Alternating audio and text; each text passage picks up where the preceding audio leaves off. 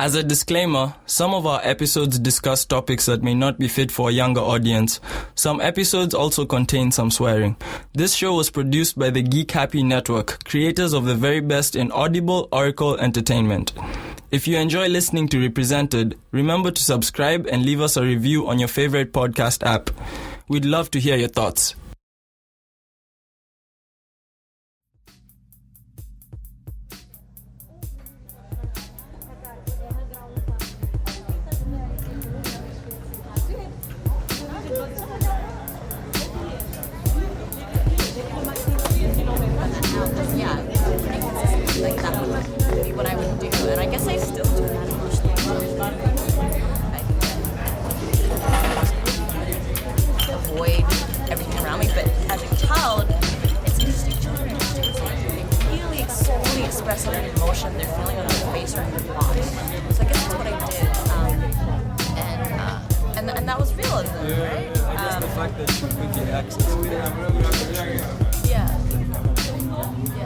And so I was in a similar vein, I only auditioned like twice for professional productions when I was back in Australia. And I remember one time I went to an open casting call for Saving by the Bell for Disney. One of my classmates.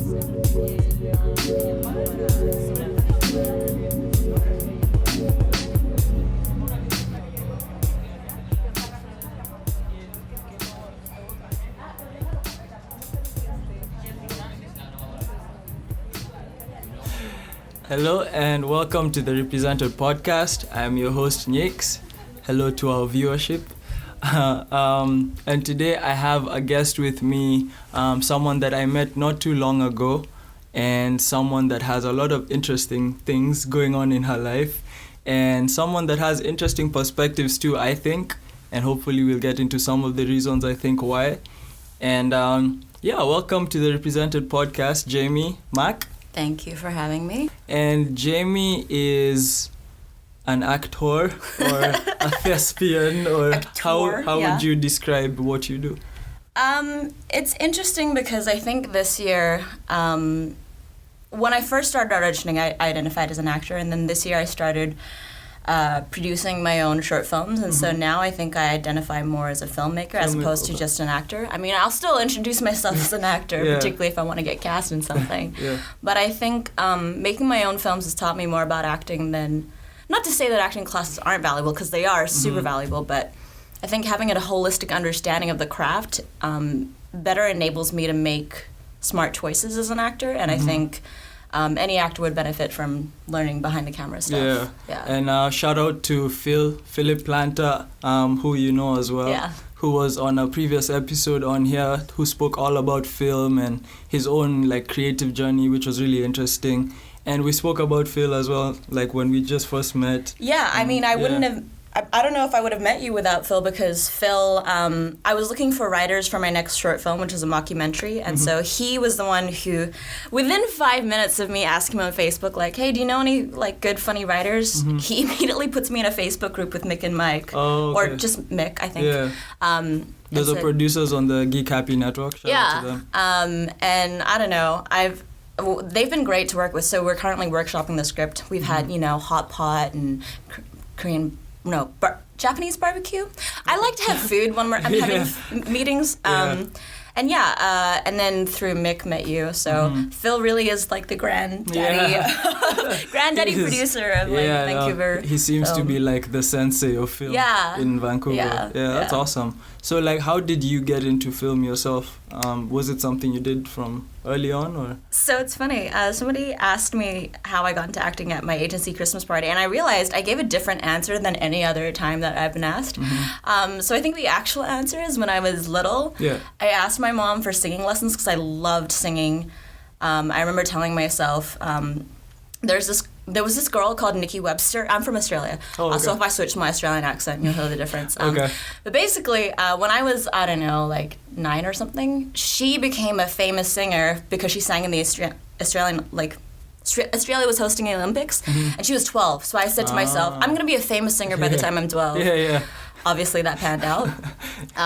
But I begged my mom for singing lessons, and instead she enrolled me in acting classes. Oh, wow. How did that happen? I don't know that I've ever asked her. My suspicion is that acting classes are a lot cheaper than singing lessons. Like, just music lessons in general are really expensive, and I was already studying piano at the time. And maybe she didn't want to distract from the piano. Okay. But yeah. So was like piano, when piano was kind of her thing, she like kind of introduced that to no, you? it was, so I have an older brother. He's older by 6 years, and he's a musician. But I think I saw my brother taking piano lessons, and I was like, I want to do that. Or like I saw my brother doing karate lessons, and I was like, I want to do that. But then I think my mom enrolled me in dance lessons. I don't know. There's some like gender norms at play there. Yeah, so I guess I have my mom to thank for, or maybe I would have found my way to it because I've always been very dramatic and emotionally sensitive, which dramatic. The stereotype is true. Actors are very like, What are examples of times before you were into actual acting that you acted up in reality? So the one best example. These are great questions. Oh my god. Thank you. No one's ever told me that. Well, I don't know. I made one of my majors. My first degree was journalism, so I think I really appreciate when good questions are asked. Nice. I'm glad. But I remember when I was in, I think, grade 1, my class was reenacting The Ugly Duckling. Okay. And so the teacher said, all right, I'm going to decide who's going to be the ugly duckling. So in order for me to do that, if you want to play the ugly duckling, I want you to act sad right now. And I just remember thinking, okay, what do I do when I'm sad?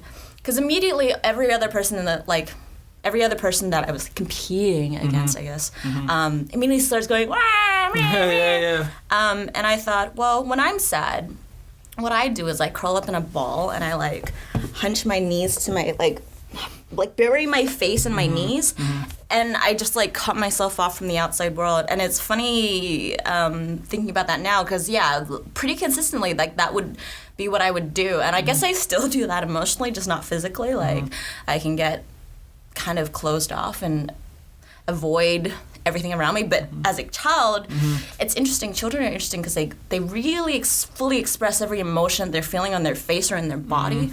So I guess that's what I did. And that was realism, right? Yeah. I guess the fact that you quickly accessed like your truth. Yeah. Like, you know what I mean? Yeah. And so I was the ugly duckling. Oh. In a similar vein, I only auditioned like twice for professional productions when I was back in Australia. And I remember one time I went to an open casting call for Saved by the Bell, I think, for Disney, which one of my classmates ended up getting cast in. Oh, cool. But similar thing where there's like, I don't know, 20 of us kids in a room, and they were getting us to do all these kind of different exercises. And at one point they say, all right, now I want all of you to do something to like stand out, just whatever you can think of, just stand out. So again, similar thing. Everybody in the room starts jumping and blah, blah, blah. And some of them are very athletic. They're like doing cartwheels and shit. It's kind of like pandemonium. And I think, well, being different isn't about necessarily being the loudest sometimes. So I did the exact same thing, I think. I just like sat there real still, like cross-legged or something, and just like stared at the camera. Yeah. And I actually wrote my email address wrong on the sign-up forms. They ended up like hunting me down, I guess, because they really liked that. And then at the callback, I didn't end up booking the part, and this is why. Because when I read the audition scene, I think I read the character as like an airhead, and I kind of gave her like a stereotypical Valley Girl accent. Yeah. And they said, that was great, but could you do it more like, you know, Phoebe from Friends? And at the time I hadn't watched Friends. I've since watched every episode and like had a marathon with a friend where we made t-shirts saying, I'll be there for you on another t-shirt if you're there for me too. At the time I didn't know what Phoebe was like, so I just kind of like amped up the Valley Girl and didn't get cast. So unfortunately I'm not a Disney child, but... And so you mentioned something interesting, which I guess is kind of like where this podcast usually goes, in terms of like you being able to access that kid who like notices the difference between like you are kind of aware of how you really are, and that you didn't have to cover that up like early in life, where like all the other kids would do what all the other kids would do. Why? Like, what's that about? Why are you this way? Something that I think is very common with other actors is that we tend to be very introspective and analytical. And for me, at least, that comes from a place of I've just always been incredibly emotional, to a detriment sometimes. And I think I can't help but like wear my heart on my sleeve. I roll my eyes because I feel like the older I get, the more cliche sayings make sense, and I just want to say them because I agree 1,000%. It's like every day one random like line my mom said come. I'm like, ew, like no. You'll understand when you're older. I'm like, oh, like stop, like get out of my head. I totally understand. So I think, because I was always just feeling things really deeply. But you didn't really have a way to articulate it at the time, did you? I kind of just exploded it in everybody's direction whenever. So really, I think it's funny because I was explaining to somebody the other day that I think there's two different kinds of actors, or people who want to be actors. There's actors like me, I guess, who have just always been very in touch with their feelings. And then there's people who want to be actors but struggle to be vulnerable, struggle to open up, and so their major challenge is to be emotional, whereas for me, being emotional is the easy part. It's everything else around it that's more difficult. Like reeling it back, for example? Yeah, or trying to learn how to be a healthy, stable human being, which I think is a common experience, but I think for me in particular, like my major... particularly this year, my major goal has been, how can I be a happier person? And I think we might have talked about this before, but I think fundamentally, the way you become a better actor is you become a better human being, because that's all acting is. It's being human. So if you can better figure out how to... I think no matter who you are, it's like trying to figure out what other people like. So if you're maybe a bit more emotionally damaged, trying to figure out what it's like to not be emotionally damaged, and then vice versa. Like if you've never struggled with emotions, in some ways that might be harder to figure out how to reach that depth. And I've talked to other people who have also struggled with mental illness, and it's interesting going through our own personal journeys to become healthier. It becomes harder to tap into that emotional well, because now that you know what it's like to be healthy, you don't want to go back there. Whereas before, when it's just at the surface, it's really easy to tap in. But at the same time, I would notice. So for example, for me, when I get upset, I tend to self-victimize and get sad. Whereas I know other people who never get sad, but they tend to get angry. And so for me in scenes, anger is a much more difficult emotion to play than sadness. And so I have to work that much harder to get angry. And vice versa for friends. And like, I'm curious, as a kid with like going through those outbursts and stuff, what about your family around you? Like, do you have siblings and stuff? How did that play out at home? I wonder if my family are gonna listen to this podcast. Sorry in advance. It's interesting because now I live on the other side of the world from them. And I think I followed in my mother's footsteps because she also kind of left home-ish. I mean, Brunei is very close to Malaysia, but she essentially left her home country of Malaysia to go to Brunei. And I think I just took that one step further and went from Australia all the way to Canada. Something about wanting to chase your own independence. My mom, she shows her love in different ways. So the way that we communicate in regards to emotions is very different. So I think, in some ways, she wasn't necessarily equipped to deal with my emotionality. And I recently talked to my counselor about this, but because my emotions weren't necessarily always validated, I would get in trouble for crying and stuff. That kind of contributed to kind of a lifelong journey with anxiety. And I think something that I also talked to my counselor about is that I am trying to learn to be better with giving myself permission to ask for empathy from other people and also for empathy for myself. Because I think before I didn't want to validate negative emotions because I thought that would be encouraging them. Mm-hmm. But my counselor kind of helped me realize that if you just acknowledge them, that helps you let go. And then we were kind of talking about how maybe that from like an evolutionary standpoint, we don't really remember like positive things as easily as negative things because maybe our body is perceiving them to be future dangers, and so we need to hang on to them. But and social media doesn't help with that. Yeah, but I recognize that I am wired in a way where I'm categorizing a lot of things as dangerous that definitely aren't and probably aren't required for survival, and I should probably just like let them go. Circling back to the initial question about family, so I think my brother is kind of opposite from me. Like, I don't think he's the sad type. I think he, especially because my dad always lived in Macau, which is a different country. I think, I don't know, I don't want to put words in his mouth, but I think there's some pressure to like be like the male figure in a family.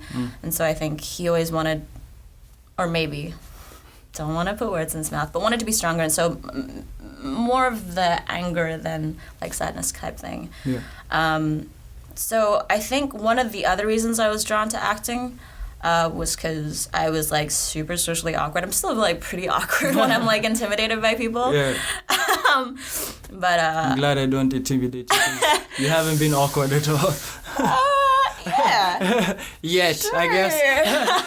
Yet. But I didn't know how to like talk to people.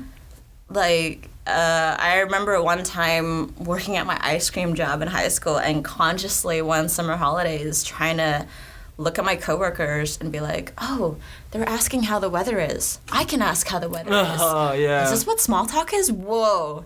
So acting kind of, there's literally a script for how you should act. And, you know, it kind of exposes you to different social situations and kind of teaches you how to be. And it also, I think, if you're super, super socially awkward, then maybe you don't know how to navigate into certain experiences. One example being in a romantic relationship, and so acting kind of lets you experience things without necessarily having to get there in your own personal life.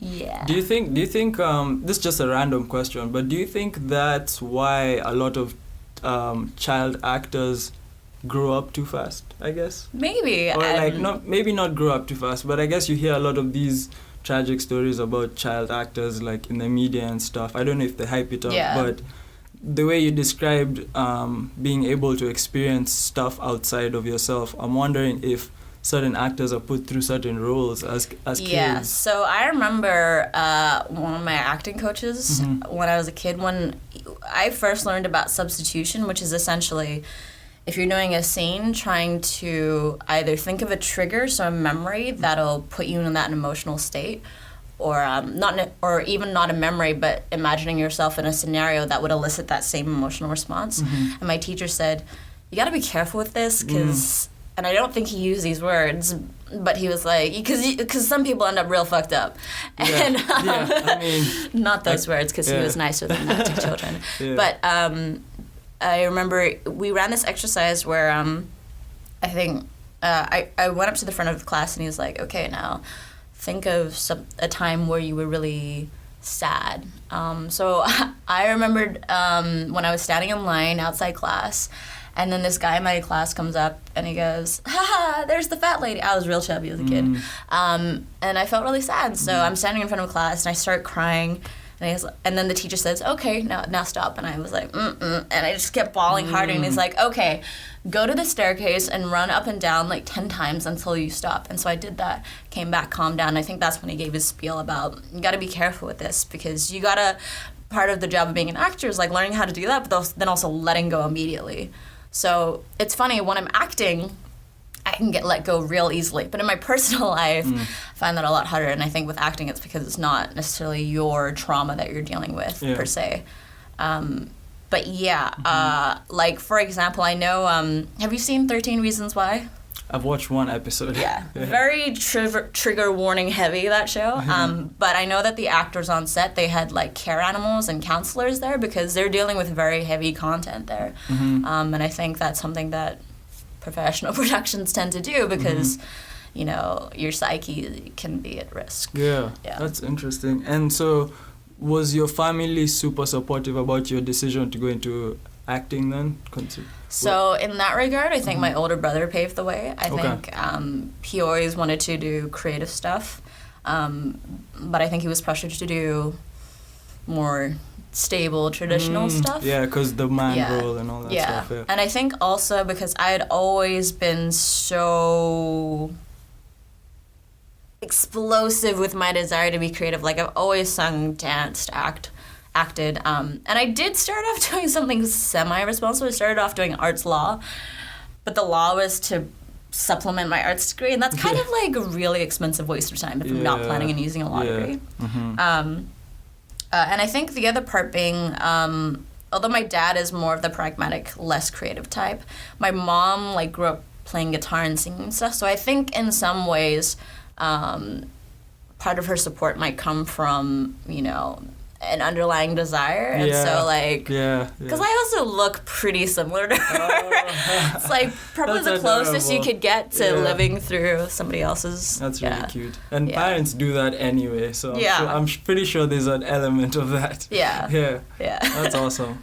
And so like, how about high school? Because I feel like with what you just described as a kid, because first of all, I relate to a lot of the stuff you said, because I grew up a chubby kid, and like I was telling you when we met, I was like, I didn't understand exactly why it was such a problem. Even now, because looking back, I'm like, I wasn't that big. But like, that stuff definitely makes you, like, you form the way you're gonna deal with the rest of the world from those experiences, you know? So like, of course, now I work out and I work out hard, and there's obviously days when it's like, fuck all of you, whoever said a single thing about, but it's like, you know, most days these days it's like mind, body, soul. It's like, but then there's those days when it's like, this is for all you fucks who like, you know, so and just a lot of the anxiety stuff, which I've also had to deal with and go to like therapy for and deal with my own stuff, and moving abroad didn't really help. Kind of accelerated all those experiences and like juggling school, work, all this weird shit and stuff. But, and so like with that being your childhood, how about high school? Because high school is like, it's high school. So how did your high school period go? Very similar. And you were in where were you? So Australia. So I moved to Canada 5 years ago. Okay. Yeah, for my second college tertiary experience. So high school was similar. So I went to two different high schools. The first was like my local high school. It was a good high school, and then the second one was a selective high school called Mac Robinson's Girls High School, which is one of a few selective schools in the States. So basically like a school you gotta take a test to get into. So the kind of school where you mention to somebody you go there and they're like, oh, nerd school, gotcha. And I think that it's interesting because a lot of the girls I went to high school with experienced the same thing, where maybe they came from a school where they were the top of their class, and then all of a sudden they go to this school where they're like bottom or middle, and all of a sudden they don't know, like their identity has just been switched around. And there's a lot more pressure to succeed. And I don't know. I mean, it was a good school. Like, I love being nerdy. But in terms of body image stuff, so when I was in grade 7, like the first year in high school in Australia, I had lost all my baby fat because I just got addicted to skipping jump rope. My thing was running, because high school is when you lose weight, right? Puberty helps, I guess. So. Metabolism, but then when I was 14, I was still obsessed with like, I think by that time I had a normal weight, but I still saw myself as being overweight, and so I started dieting pretty hard. And I had an eating disorder at 14, and so for context, I was like 50 kilos to start off with, and then in 10 weeks I lost 10 kilos. Wow. Like, started having heart palpitations, could not maintain like a warm body temperature. Yeah. Like I would sit out in the sun on like a 40-degree day because still felt cold. Wow. My hair started falling out. And I think, and with that, I didn't admit to myself that I had an eating disorder until like years after I had like stopped the behaviors, but still kept up like the same negative mentality. Yeah. So I think that was a formative factor in like continuing to have like a very negative mindset throughout my teenage years. And like also when you have an eating disorder, like one of the symptoms is the person will become a social recluse because they don't want people judging them eating. And so I just like cut myself off from my friend group. I was going to ask what was the friendship situation around you at the time. Yeah, and I was going to a youth group at the time, and I mean, I still don't identify as religious, but that was like one of the factors in me cutting myself off from there because like I just stopped completely going. I realized I didn't believe in a deity.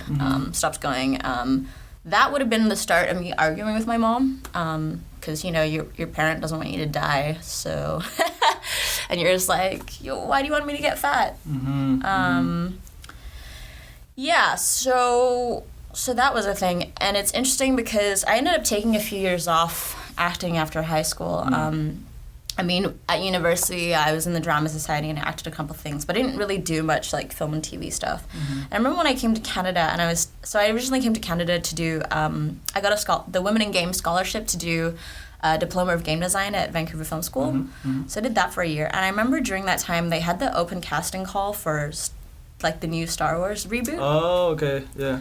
And I remember considering auditioning, but then I remember getting really caught up in thinking about whether or not I was pretty enough or fit enough. And it's really funny thinking back now because it's weird because since then, you know, at the start of this year, I was cast as one of the lead actors in like a non-union sitcom pilot.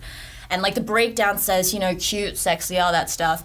And so like, I guess I worry about that stuff less now, even as horrible as it sounds, because I've received external validation to the extent where, like, I worry about, I mean, I still worry about it sometimes, but I worry about it less. So it's interesting to reflect upon, like, not even auditioning for something, but considering submitting for a self-tape and thinking, like, am I good enough? Yeah, and I think I just had this preconception that to be an actor, you had to be, like, flawless. And that's super not the case. Yeah. Although, that said, most people who aren't flawless end up being, like, character actors. I mean, a little less so now, but... What do you mean by character actor? People who don't play, like, necessarily the lead or are playing, like, a specifically weird character, but they're not necessarily held up to be, you know. I guess because of the like traditional or non-traditional looks, because of their, I guess because they're considered not traditionally beautiful. Is that right? Okay. Yeah. Okay. And then so like were you juggling acting during high school as well? High school I was just taking lessons. So basically from about the ages of 9 to 14, I was taking a weekly acting class at an Australian place called Screen Actors Australia or Screen Actors Studio. I think they've changed their name by now. Yeah. But it's basically rooted in like method acting technique. And so I would go there like every Saturday for 5 years. Oh, okay. And so that's like the fundamental of my training. And they're very rooted in like text analysis. And we would do, I think it was an hour of improv and then an hour of scene work. And then you would watch yourself back. So that's like the foundation of my technique. Cool. And then, so now moving to Canada. Yeah. This is a different country, different culture and all that. How did yourself play out in that as well? Because that's a whole other experience, I'm assuming. Yeah, so Vancouver's very similar to Melbourne, except more weed. Shout out to you. Yeah. Very culturally similar. And I think I was explaining to somebody the other day, but I think I was explaining to Michael last night actually, because we both saw Soul Samurai together last night. Okay, Great cool. show, by the way. And we both kind of went to university initially in a different state and then moved to Vancouver after that. So we were already moving here from a place that wasn't our home, so we weren't leaving anything behind. Okay. So because we weren't leaving anything behind, it was a very easy move to make. Whereas if I were to move now, it'd be like tearing my roots out. It'd be really painful. Yeah. But yeah, moving here was easy. And at the time, I had just gotten this scholarship, and the reason I had gone to game design school was because at my original university, I took like a game design elective. And my teacher at the time, Jeffrey Brand, shout out to Jeff, I had pitched a game concept called The Only Girl in the World, set in a world where women are extinct, and you have to figure out, set in a parallel universe where women are extinct, and you have to figure out what happened in order to prevent it from happening in your own timeline. Okay. And my teacher told me, Jaymee, I don't know if I should tell you this, but I think you have the potential to change the games industry. And I was so freaking inspired. Yeah. So that was when I applied for the scholarship. So my first year here, it's like, I guess I wasn't really focused about missing stuff. I just like wanted to make waves. I was incredibly ambitious, like feminist in all of my school assignments, to the point where I think it might have peeved off some of my classmates. That's really interesting. So like, sorry to interrupt, but like, do you still consider yourself a very like super feminist? Yeah, right now? I mean, I like, you know, if you go by the definition of feminism as wanting equality for like gender equality, then yes.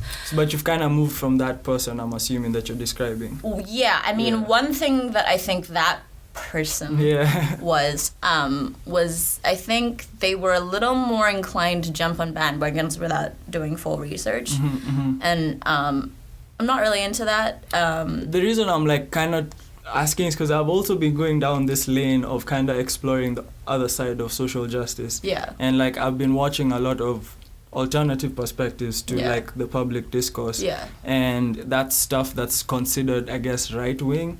But it's kind of like I'm in a place where I'm starting to see like, I don't know, the media I think is extremely on one side right now. That's why a lot of stuff looks a certain type of way.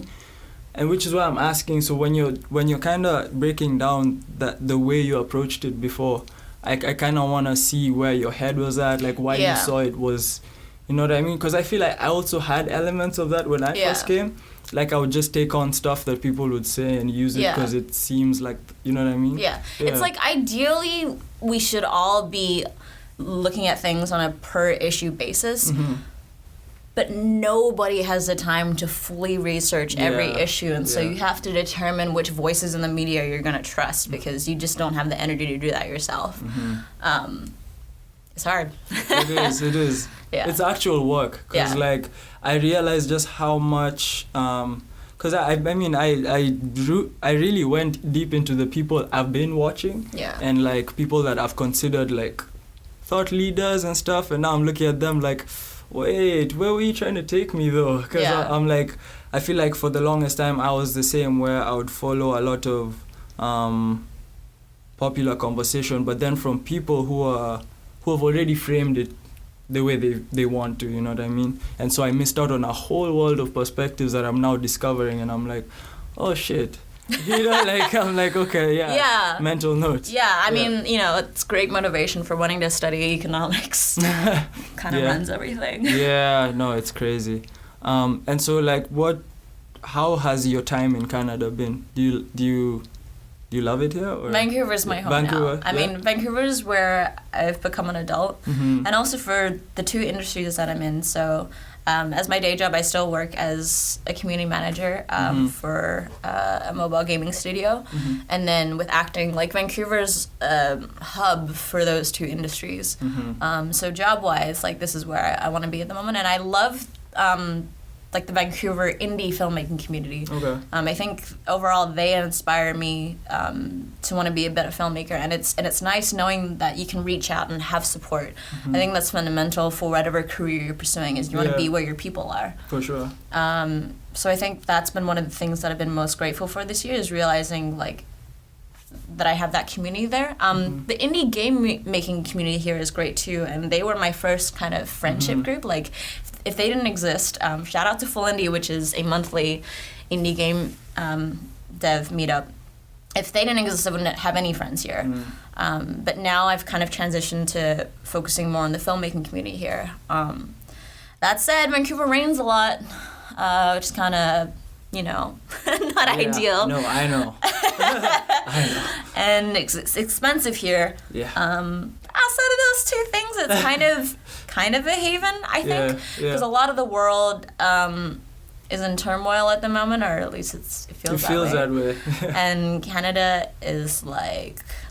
Yeah, Canada just is always on the sidelines, like, okay, we're just gonna be over here. Yeah, like we just legalized weed. And, I mean, that's got its own issues too. Right, yeah, it's always so complicated. Yeah, I mean, it feels safe, and I know that there are like fringe and extremist groups here, but for the time being, it feels okay.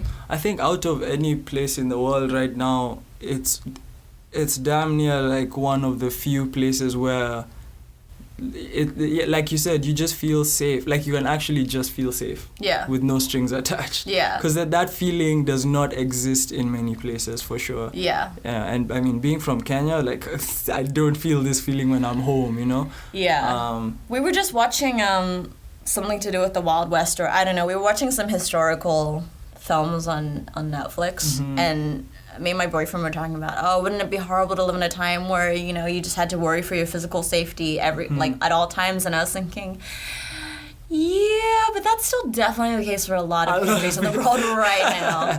Yeah. No, I when I visited home during the summer, I remember because this was the first time I visited home after going through a lot of just like self-evaluation. Yeah. So I was like very attentive. And one of the things I really noticed was when I'm home, I'm so in touch with just mortality and being human. And because it's like you see sick people very often. You see like very poor people, like you just see it all, you know what I'm saying? Yeah. And then it's like on one street there's so much happening. There's like animals, there's people, there's children, there's cars, buses, and it's like there's so much happening that, like, yeah, sure, you have your political views and stuff, but watch out, there's like so much shit happening around you that you know what I'm saying, you're more worried about, like, okay, like, let me just make it to where I'm going, and like you have a different mentality. Yeah. So it's like, so I have to so what kind of different mentality is it? So like, okay, for example, walking in the streets at 3 a.m. in the city doesn't make sense. Yeah. That just doesn't make sense. Yeah. It doesn't compute. Yeah.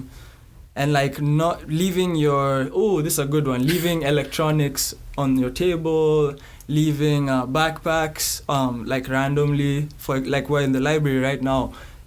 You flip this country and make this country Kenya, like so much stuff would have to be secured, Yeah. So like you're constantly checking stuff. Your windows have to be rolled in different parts of the city type thing. Whereas here it's like you could wear your headphones from Surrey to Delta and it'll be the same experience. Yeah. You know what I mean? Like you can just zone out. But there's that, like, I almost got carjacked my last night, like my last night home. So it was like oh shit, yeah, it's real. Yeah. It's like, so, and it's not like it wasn't like a sad thing. It was just more so like that's just the reality, you know what I mean? It's a different, you're just using different muscles. Yeah. You know what I mean? So like when I'm here, I'm using a whole other set of things that I don't necessarily use when I'm back home. Yeah. Over here, it's much more cerebral and much more reading people and a lot more managing emotions and stuff. Different, like, rung on the hierarchy. Yeah, kind of a thing, yeah. So, and then it's like different parts of the hierarchy are more intense than on different sides. Yeah. Yeah, so, yeah. And sorry, related question. Mm-hmm. I mean, so it's interesting. So I've never had to live in that kind of situation. Mm-hmm. And there have been times where I've felt negative and people will use as a response, think of people who, in Africa or something. Like, I mean, does it give you a greater appreciation for life or make you more positive? Or that's a good question. I think so. I think it does, for sure. But you know what I think we should correct about that statement is that, like, people in Africa are not like, woe is me, like, the road is too small for all the cars, so I have to walk on the dusty side. It's like, we don't care. Like, people here care about, like, that's what I'm saying. Like, here it's so cerebral, where you care about your looks and how you think about, and how people think of you and your identity. It's a lot more like, it's a lot more about, like, your, I don't know what to describe that as, but it's kind of like when your self-actualization. And like, and which can be a good thing too, because before I don't know if it's mixed in with my maturing here, but I feel like when I'm here, I think a lot more about, I guess, that individuality. You know what I mean? I'm more of an individual and I'm here, and I get to, like, pick myself apart and learn myself in peace too. You know, that kind of helps, like being able to take random walks late at night. So in that sense, it's kind of like, I feel like in Africa we miss out on certain aspects of that. But on this side, like, the humanity is just like, if you compared, it's damn near, it feels almost like it doesn't exist here. Especially in Vancouver specifically. Like, people are just there. It just feels like people are just there, and like, you walk onto the bus, literally everyone is like this. And it's dead silent. And if you compare that in Kenya, for example, on public transit is the most chaotic, like, experience you can ever have, you know? So it's weird to come here and be in the public, like, you know, this is where the public is, but the public feels so silent and so, like, not together, and no one's looking at each other type thing. So in Kenya, is it much more common to just, like, strike up a conversation with a stranger? And oh yeah, for sure. And also you have no choice. We have the same population as here, but we're probably, like, smaller than BC. So, like, if you're in a lineup, like, people are literally standing, like, right next to you. It's like, so we're cramped up. You have no choice but to deal with people and, like, rub shoulders. And here there's so much space to just be yourself. So I guess those are a bit of the nuances. There's space for everybody to be an island. I think, like, I don't know if there's that ideal world where we can have both. I don't know which country has balanced them the best, because I feel like no country has it 100%. So I don't know. What do you think?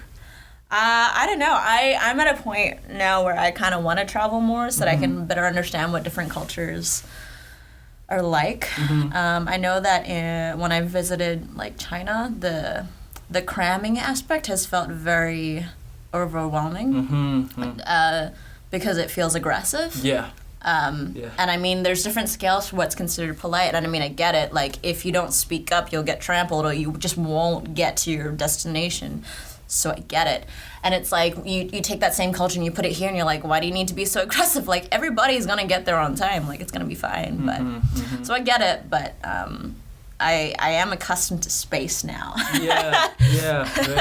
I feel you. It's tough, and I when you said that, it, like, struck a chord, because even me myself as a Kenyan, having been used to life here, when I go back and I see that kind of, like, different level of aggression, and it's like, you question it so much, like, why are people like this and this? And a lot of us people who've traveled outside have that experience where you go back home and you judge a lot of the stuff. But I was lucky to have older siblings who had traveled before me, and so I always saw them come home, have this, like, dissonance, and they go crazy and then go back, and it kept happening. So I was like, okay, I get it. So by the time I was going through it, it was kind of like, okay, center yourself, be calm, you know what's happening right now. It's funny, what would be the country of choice for you if you were to travel? Right now, Japan. Just because I recognize that a lot of the media I've been watching has been Japanese, and I think I'm very interested in their food and culture. Specifically 2 shows on Netflix, one being Tokyo Diner Midnight Stories. It's basically a show with this kind of Japanese, like, chef who's a stoic cowboy, and it features a different story each episode. But it's just, I like the contemplative mood of it. And there's a different dish featured each episode. And then the other show being Terrace House, which is just like the slow burn romance reality TV show. And yeah, I am very interested in that, I think. Yeah. Cool. And so like right now with your acting, is it okay if we mention where you're the show you're on right now? Yeah. So you're currently on Supergirl, right? Yeah. And it's on which network? CW Network. CW Network. And how did you get into that? So basically, anytime my agent sends me an audition, I do it. Okay. And I mean, I realize I'm really fortunate because I have a day job with flexible hours, and so I work 40 hours a week, but I get to choose where I put them. So I've been fortunate enough to never had to say no to my agent, which I know is not the case for some of my friends who have to like swap shifts or can't like get people to cover them. The week before I auditioned Supergirl, I booked another role on another TV show, which I don't think I can mention that one because that hasn't been out yet. Actually, no, it's on my IMDb. Okay. But Snowpiercer on the TNT network. And so that was like my first big kind of booking. And so I think I was already riding like a wave of confidence.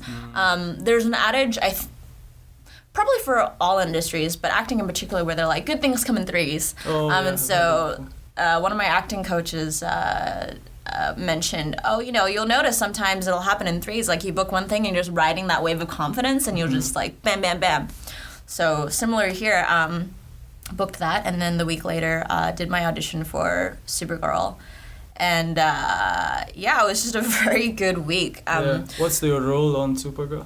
So her name's Mackenzie, and she's a rookie reporter, and she has an affluent background. You know, she mentioned that she's friends with Oprah. Okay, nice.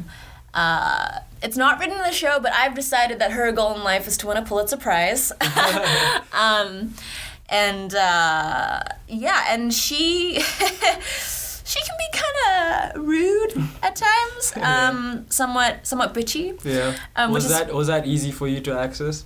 Oh, I mean, yeah, but it's funny because my friends or acquaintances, people I know, will say, "Oh wow, that character's so different from you." Part of it is like, I've always been kind of a tomboy, and she's super feminine, and I mean, my hair and my makeup on the show is very different. She wears high-end clothes. Yeah. I bargain shop like there's no tomorrow. But it's funny because in my audition, the casting breakdown had said, okay, we don't want you to play this role bitchy at all. Like, no hint of bitchiness, just like down to earth, just very real. Don't overact anything. So I went in and I mean the scene, which is very close to what's in the episode 1 of season 4. She basically steals a story from another reporter. My friend Aaron would say, "You didn't steal it. You were just doing your job, and you just did it better than her." And I'm like, "Thank you, Aaron. I love you." So it's written in a way where like the obvious thing is to play it bitchy. So I went in and I did my actor thing, just played it real grounded. And then they liked it, and then I booked it, and then it was funny because day 1 of shooting that episode, director was like, "Yeah, so can you just make her like bitchier, just go over the top because we can always pull you back, and there's no too over." And then I did it, and he's like, "No, more, just like bitchier, like just have fun with it." And I was like, "Have fun with it, you say?" And it's funny because like most casting directors in town, and especially when I was starting, my agent told me, the trend right now is to go very realistic, don't overact anything. So it was kind of fun to be able to go in that direction and just ham it up, and really try to play for the comedy. And so what's the experience been like with the rest of the cast? Are you like working closely with the other actors? So nice. Yeah. So I mostly work with Makad Brooks because on the show he's my boss because he's running Catco at the moment, and it's funny because on the show he's a straight character, whereas in real life I find him personally to be the funniest person on set. And it's interesting because I had a conversation with him the last time I shot where he was saying that, he really wants to do comedy, and I can see why. He's just so naturally gifted with comedy. So it's interesting to have that conversation because I think overall there's a lot more drama that shoots in comedy, but comedy is so much harder. But I think, at least my perspective right now, is that comedy in a lot of ways is more valuable because life can get real dark and depressing, and it's harder to make somebody laugh than make them cry. And so if you can bring a bit of joy into somebody's life while still teaching them about the world, like that's so valuable.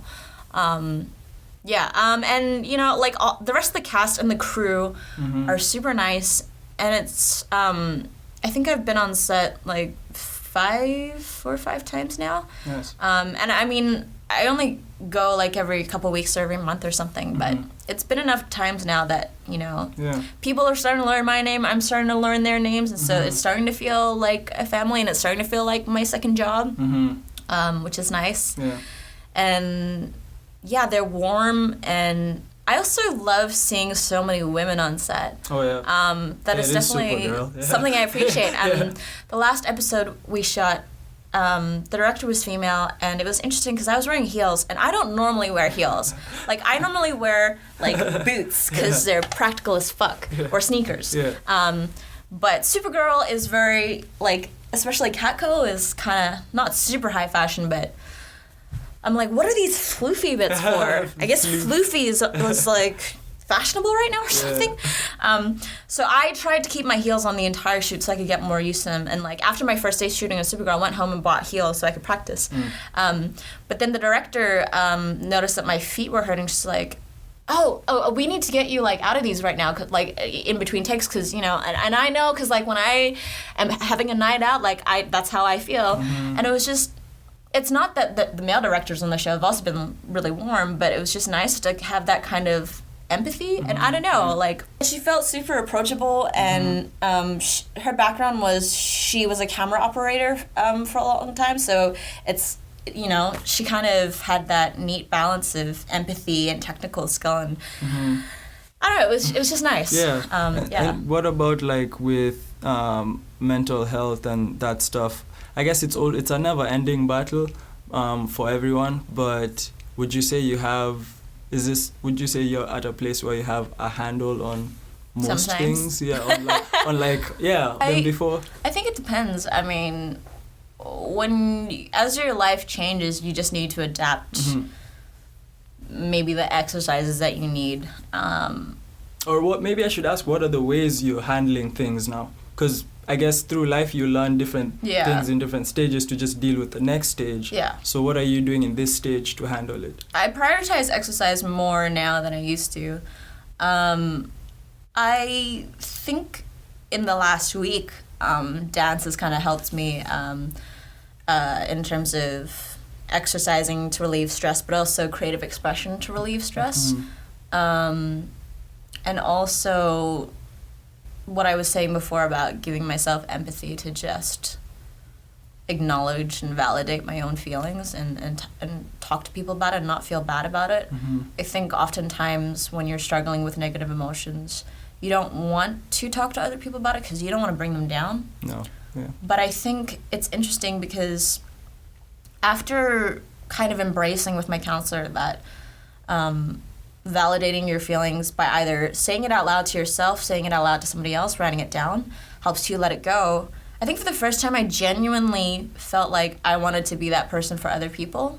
Because I think before I felt like I was encouraging them, but having a better understanding of how it helps them makes me more willing to put myself in a position where I can not necessarily take on their pain, but just be somebody who can help them release it. And it's not about giving them advice on how to get over it or whatever. It's just being there so that they can take that step to just say it.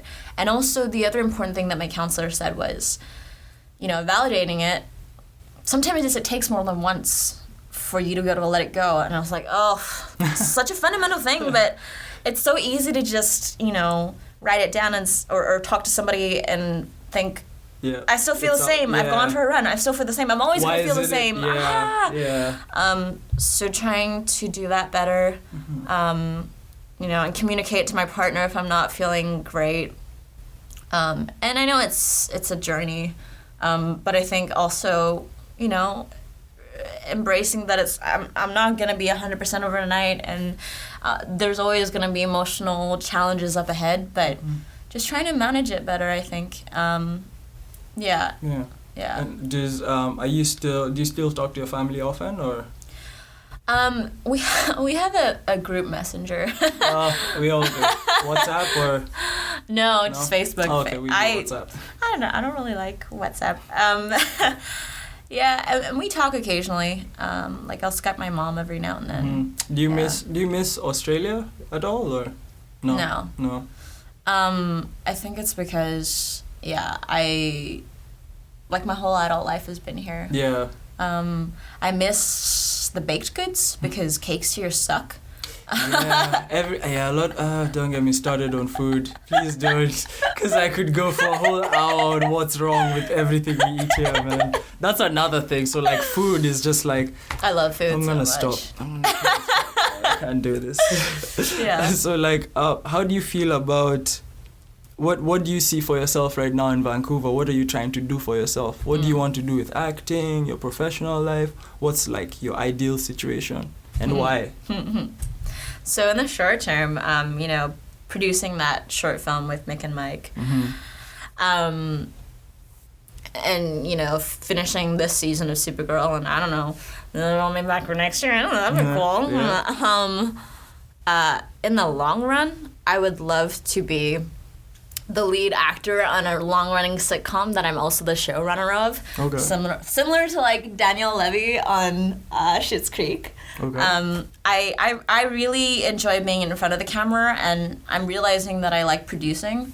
And so I think just continuing to create my own content and building up my skill set, and learning to be a better person, learning more about the world, so that I can have the experience and network and skills to then build other people up when the time comes.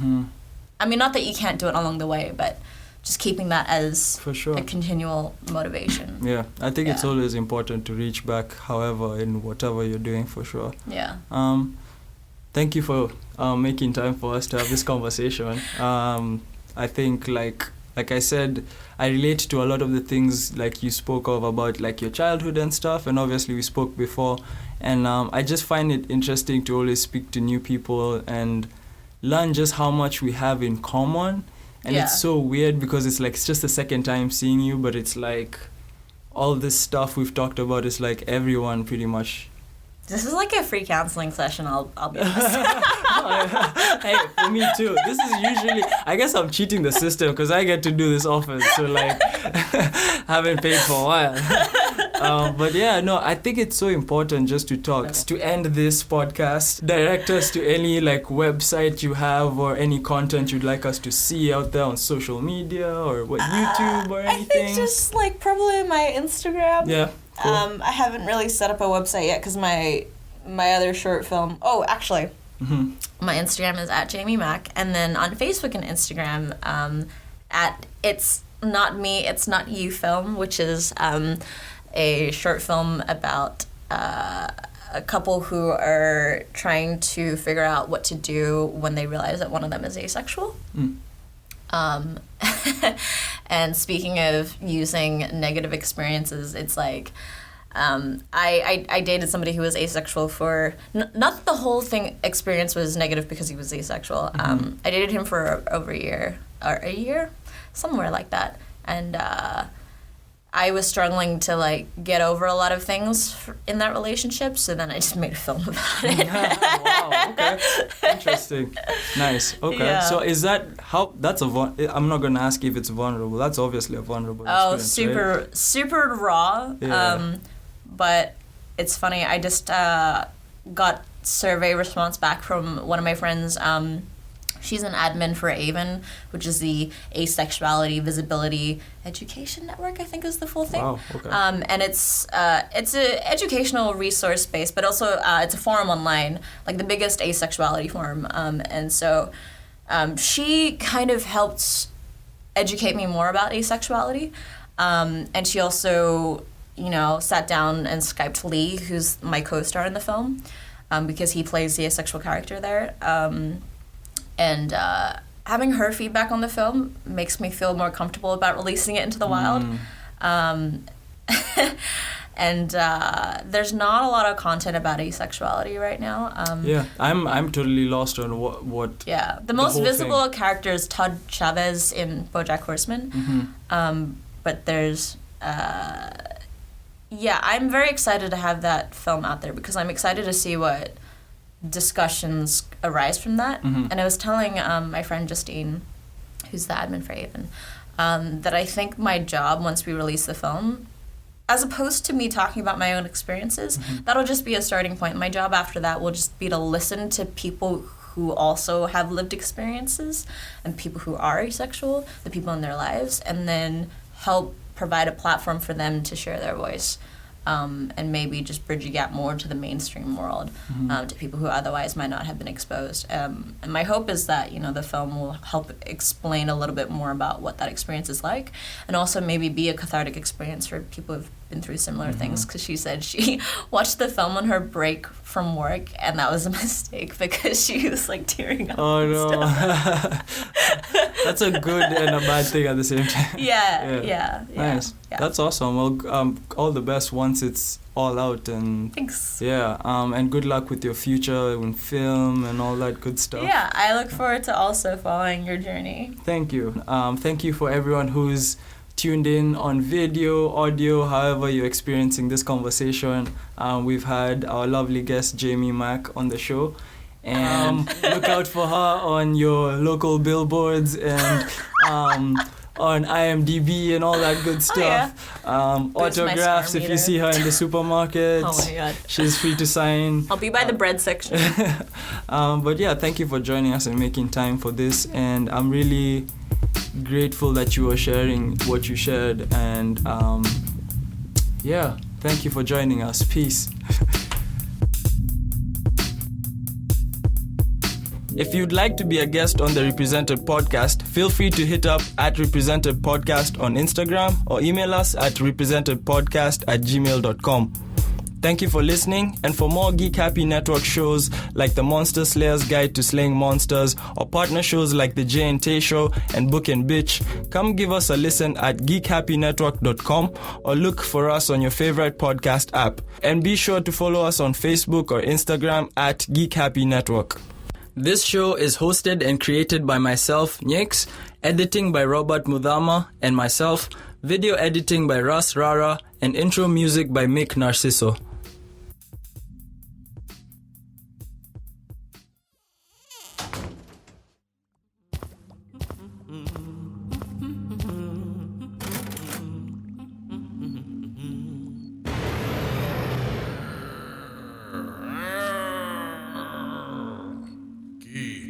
Happy Network.